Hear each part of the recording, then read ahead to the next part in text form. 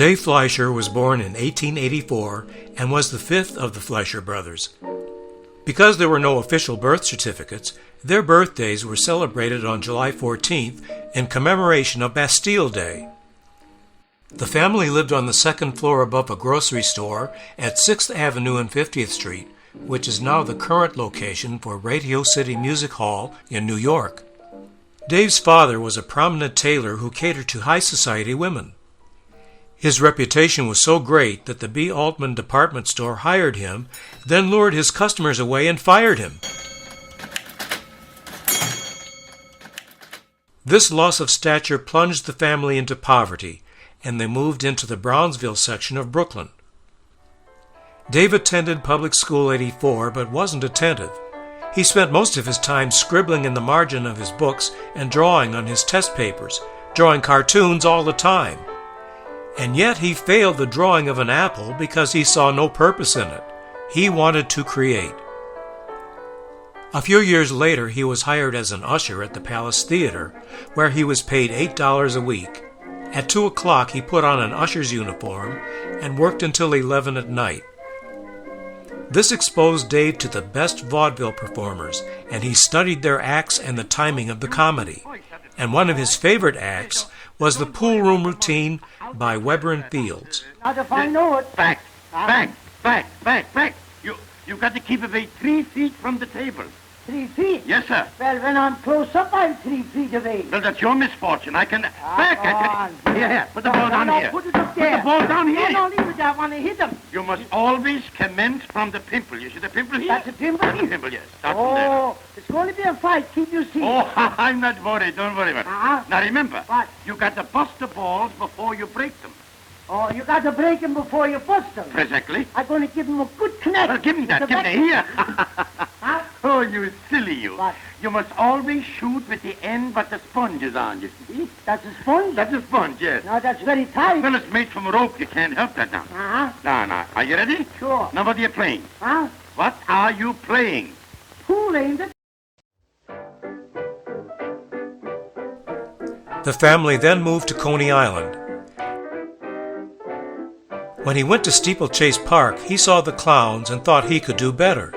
So he made his own clown costume using a treadle sewing machine and some leftover materials from his father's tailoring shop. He put on the costume and returned to Coney Island and was hired on the spot. And that costume became the foundation for what was to become Coco the Clown. John R. Bray had contracts to produce animated cartoons for theaters. He already had the Bobby Bump series created by his partner Earl Hurd. Bray was impressed with Max's experiment reel and hired him and Dave to produce Out of the Inkwell. Dave directed Max and sometimes acted in some of the scenes. He also helped with the rotoscope tracing, the inking, and photographing the animation. Out of the Inkwell was so successful that Max and Dave started their own studio in 1921. The series was eventually picked up by Warner Brothers and then by Winkler Pictures, who was distributing Felix the Cat and a new novelty called Alice Comedies by a novice producer named Walt Disney. Max and Dave formed their own production and distribution company called Red Seal Pictures. Red Seal was bought by Alfred Weiss, who put Max and Dave under a 5-year contract at $750 per week. One day, Weiss said he wanted to review Dave's contract but couldn't find his copy, so he asked to see Dave's copy. Dave went to his attorney, who advised him to make a photostatic copy and give Weiss his contract. Shortly afterward, Dave's attorney called to say Weiss had altered a page, and they caught him at an attempted forgery. They went to court. Dave was awarded $35,000, and from that, Max and Dave founded Fleischer Studios in March of 1929, the dawn of sound films. And their most successful cartoon to emerge during this period was Betty Boop. She was so popular that she was given her own series starting in 1932. Then Broadway star Helen Kane attempted to sue for $250,000, claiming that Betty Boop had stolen her audience by imitating her. As far as Dave Fleischer was concerned, Betty Boop was just singing a song, even if it had been previously recorded by Helen Kane. But after an investigation, it was discovered that Miss Kane had patterned her performance on a child star named Baby Esther, who was doing impersonations of established female jazz artists like Gertrude Saunders and Florence Mills. So Helen Kane was not original, and she lost the case. The next milestone for Dave Fleischer was Popeye. He felt it was a good subject that lent itself into being an animated sitcom, with the addition of Bluto as the villain. Boo! If you aren't the one. When it comes to beauty, you're not there. You're a rag, a bone, and a hank of hair. What did you say, Popeye? What's that, Popeye? I says you're homely, skinny, and thin. You looks like something the cat drugged in. What? In order to create a returning audience, Dave and the story crew adopted spinach as Popeye's instant energy source as the climax gimmick that everyone looked forward to. And the image of power and strength shown in Popeye's muscle was the type of imagery typical of Fleischer cartoons that generated cheers and screams of delight in the theaters.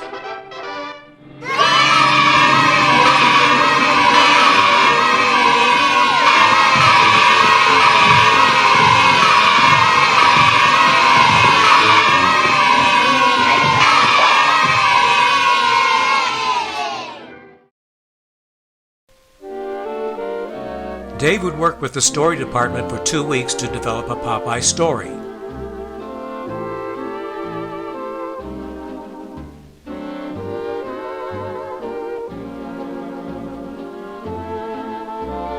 And then it would go to the animators. Once the animation was completed, the drawings went to the cell inkers and painters. The animation would then be checked for timing and accounting for all art elements going to the camera. Then they would be photographed on 35mm film. Once the film was processed, Dave would assemble the rough cut and assign the studio film cutter to conform the negative to his edit assembly. The entire process of producing a 7-minute cartoon would be 90 days, and they delivered one Popeye cartoon each month. The curiosity about the animated and non-animated dialogue was the result of pre-sync and post-sync techniques. The crucial dialogue or singing would be pre-recorded, with each frame of the syllables counted to animate accurately. But the places where Popeye was mumbling were considered as his thinking out loud. I'm Popeye the Sailor Man. What you got? Oh, well, Manu, I don't want any of that. Hamburger, roast duck, hamburgers, soup, hamburgers. Oh, nice selection you got here. Roast duck. roast duck. Yeah, roast duck. What's the matter, you deef or something? The pre-recorded and post-recorded dialogue would then be spliced together on a master soundtrack that would include the orchestra. In post-production, there were from 3 to 9 soundtracks to be mixed. If Popeye was playing the piano, he had to be pre-recorded so his fingers would hit the right keys at the right split second to synchronize.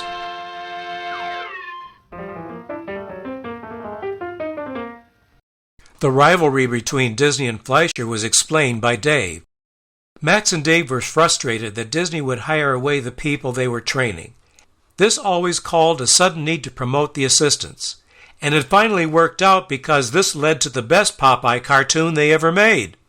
Oh, this watch is getting heavier and heavier, and I oh, Popeye! My darling, my sweetheart!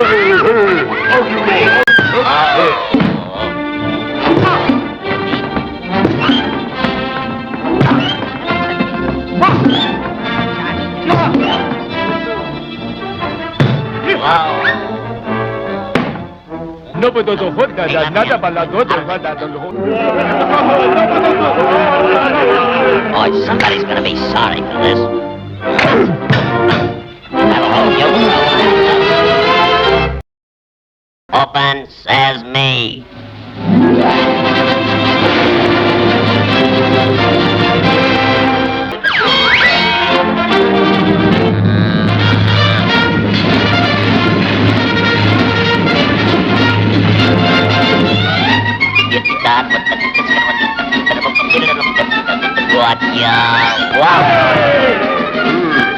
One time, fire! hubby-dubby, hubby-mubby, hubby-dubby, hubby-mubby, go! Oh, yeah. Step right up, boy. One at a time, yeah. Line up, get right in line up. Oh. How do you like it? Hey, how'd you like to go for a little ride, huh? Here we go. Rubber go. Two time, Milo!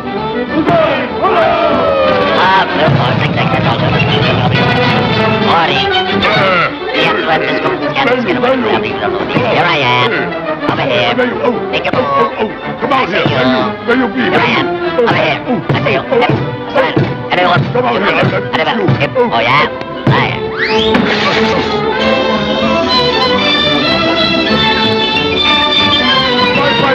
That fellow! Hi, 10, 15, 20, 25, 30, 35, 40. Allez, hop! Oh, yeah? How does that strike you?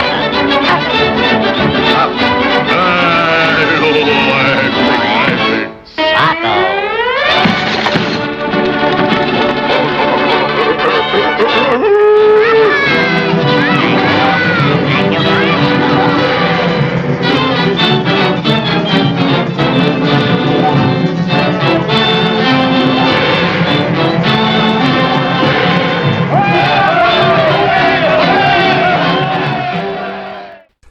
Gulliver's Travels was made while the studio was moving from New York to Miami.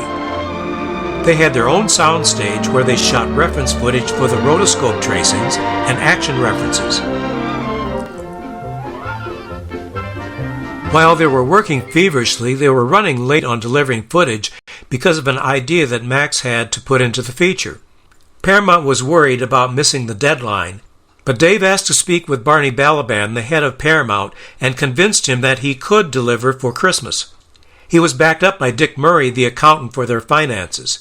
He said, "If Dave Fleischer says he can meet the deadline, I believe him." So Balaban agreed, and Gulliver's Travels met its Christmas 1939 release with success.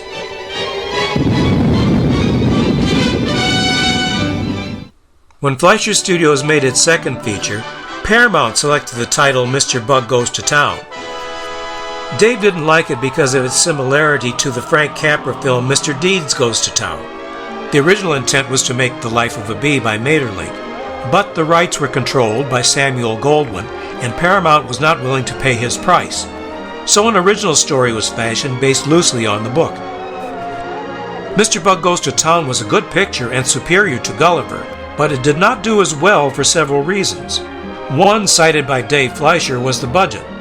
Since it was finished for under $1 million, the publicity was not elaborate, even though Balaban asked Dave to make it for $500,000, thinking they could make good money, but it didn't. First, it was rejected by theater operators after the December 5th preview. 2 days later came the attack on Pearl Harbor, just 3 weeks before the scheduled Christmas release. With the nation upset about going to war, Paramount canceled its Christmas bookings for Mr. Bug and finally released it in February 1942 on a double bill with the Preston Sturges comedy Sullivan's Travels, whose title paid a vague homage to Gulliver's Travels. While the Sturges feature was a box office success, Mr. Bug earned only $200,000. After 21 years, Dave left his brother feeling the need to get out on his own. While Max was his older brother and president of Fleischer Studios, they disagreed on the directions that the studio was going in and his handling of business matters. Despite these differences, Dave said he still loved Max and always kept his name first as the producer. Love is funny. These nights we've been apart, I keep on asking my heart, did anyone call? Did anyone call?